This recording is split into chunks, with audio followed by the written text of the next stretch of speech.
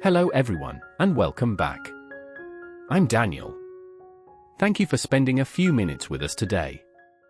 I hope you are feeling comfortable and relaxed right now. Hi everyone, I'm Mina. It's really nice to be here with you. Whether you are listening at home, on the bus, or during a short break, we're happy you're here. Today, we're going to talk about something very simple, but also very important, the future. Not the far, scary future, but the future we think about in our daily lives. That's right. When we say the future, it doesn't have to mean big dreams or perfect plans. It can be small ideas, quiet hopes, or simple thoughts about tomorrow. As you listen, there's no need to answer out loud. Just listen and enjoy the conversation. Take a deep breath, relax your shoulders, and let's practice English together, step by step. When I think about the future, I notice two feelings at the same time. One is excitement, and the other is a little uncertainty. I feel excited because the future means new experiences. But I also feel unsure because I don't always know what will happen next. I understand that feeling very well. For me, the future doesn't feel very far away. It feels close, like something quietly waiting. I don't think of it as a big mountain. I think of it as a small road, one step at a time. That's a nice way to see it. Sometimes, people feel pressure when they hear the word future. They think they must decide everything right now. A job, a plan, a perfect life. Yes, but I don't believe the future needs to be perfect. I think it's okay if it's unclear. Not knowing everything can be a good thing.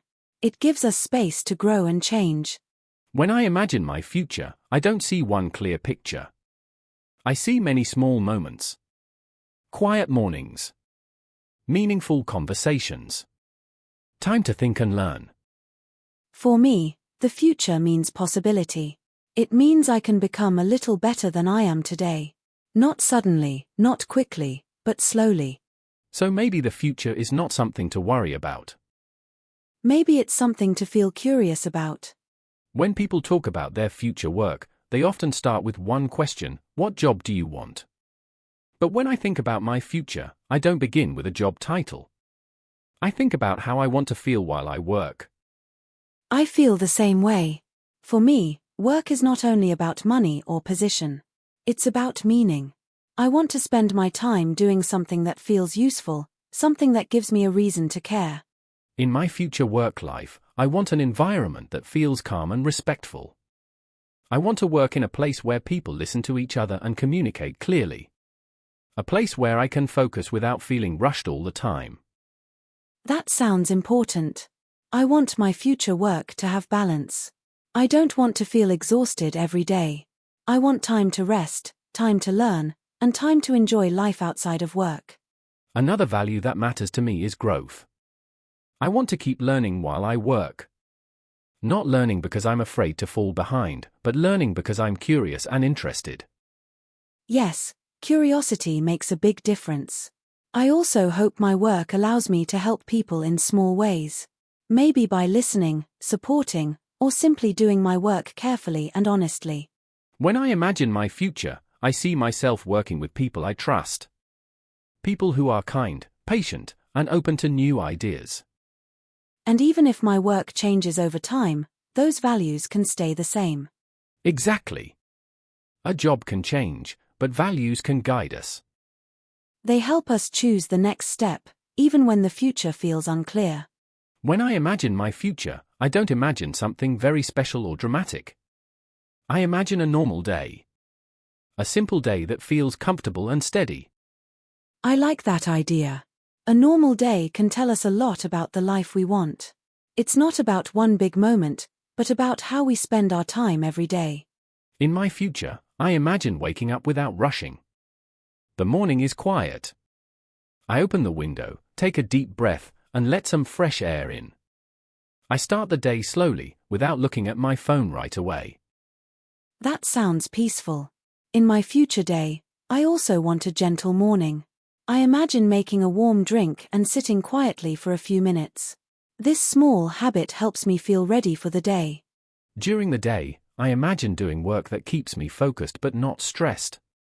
I take short breaks, stretch a little, and drink water. I feel busy but not overwhelmed. For me, the middle of the day is about connection. I imagine talking with people, sharing ideas, and listening carefully. These small conversations make the day feel meaningful. In the evening, I imagine slowing down again. I finish my work, close my computer, and leave the day behind. I might take a short walk or spend time doing something quiet. At night, I imagine reflecting on the day. Not judging it, just noticing it.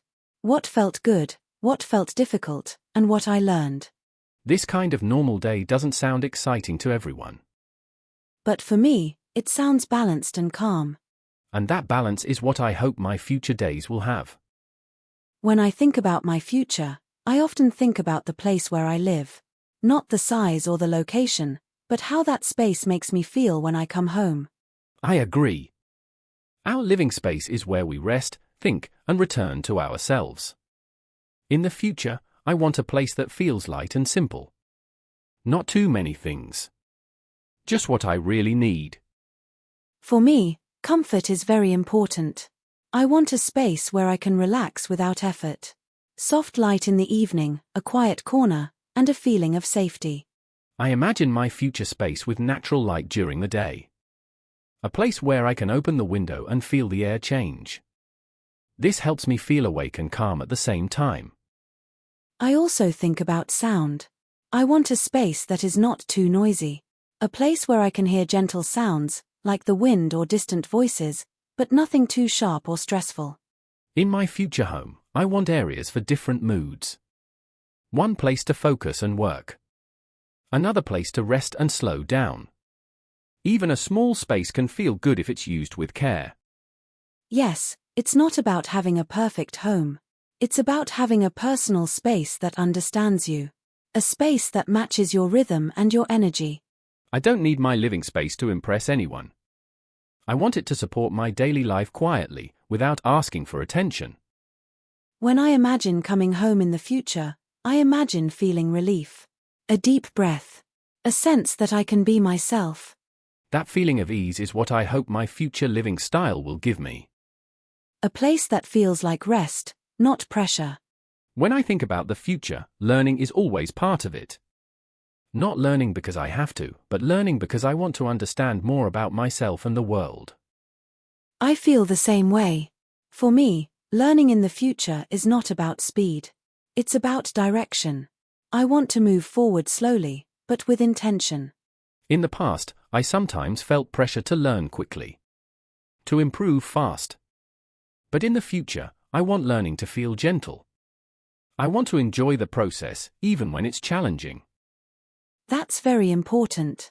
I believe real growth happens when we are patient with ourselves. Small progress, repeated every day, can lead to big change over time. I imagine myself learning in quiet moments. Reading, listening, thinking. Learning doesn't always need a classroom or a test.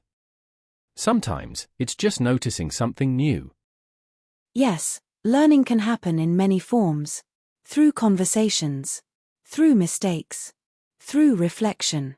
Even difficult moments can teach us something valuable. In my future, I want to keep an open mind.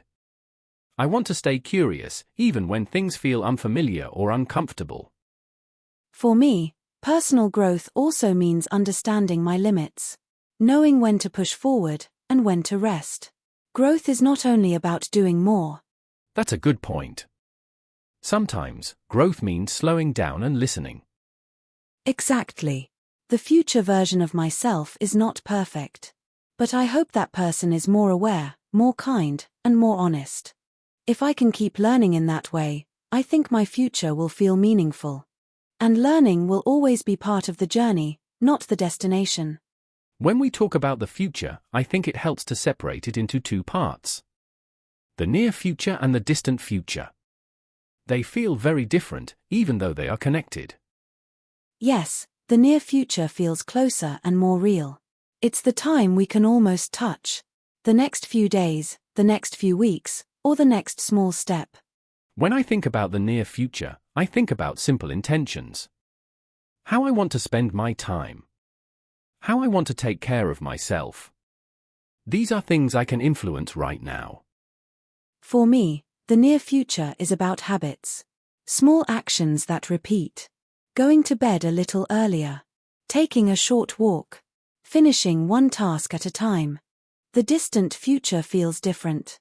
It's less clear, and that's okay. I don't see it as a fixed plan. I see it as a direction, not a destination. I like that idea. The distant future doesn't need details. It just needs a feeling. A sense of where you want to move, even if the path changes. Sometimes people worry because they can't see their distant future clearly. But maybe clarity is not always necessary. Yes. The distant future can change as we change. New experiences can shift our goals in unexpected ways. When I focus too much on the distant future, I feel pressure. But when I focus on the near future, I feel grounded. That's why balance is important. We can dream gently about the long term, while caring for the present moment. The near future gives us stability. And the distant future gives us hope. Together, they help us move forward. One small step, with a calm direction. As you listen to this conversation, you might notice some thoughts about your own future. You don't need to organize them or explain them. Just let them appear naturally. You may be thinking about something very small, or something very far away. Both are okay. The future doesn't speak loudly. Sometimes, it speaks in a quiet voice. You can ask yourself a gentle question. When you imagine the future, how does it feel in your body? Calm, curious, uncertain, or hopeful? There is no correct answer. Feelings can change from day to day. What matters is noticing them without judging. If you want, you can choose one simple thought to keep. Not a big goal, just a direction. Something that feels kind and realistic. For example, it could be a feeling you want more often. Or a habit you want to return to. It doesn't need to be clear yet. Listening to English like this is also part of your future. Each time you listen, you are building something quietly. Even when it feels slow, it is still progress. Understanding grows step by step, just like everything else. Take a moment now. Breathe slowly. Let your thoughts settle. You don't need to decide anything today. Just noticing is enough. The future will come, whether we rush or not. So we can meet it calmly, one thought at a time. As we come to the end of our time together, remember this: the future does not need to be clear or perfect. It only needs a little care and attention. It's okay if your plans change. It's okay if you move slowly. What matters is that you keep moving in a way that feels right for you. Thank you for listening and sharing this quiet moment with us. By listening to English today, you've already taken a small step forward. If this conversation felt helpful, we invite you to stay with us. You can listen again, or explore another episode when you need a calm practice. You're welcome to share your thoughts in the comments, even one short sentence. And if you'd like more gentle English conversations like this, please subscribe and join us. Until next time, take care of yourself and your future. Keep learning, at your own pace.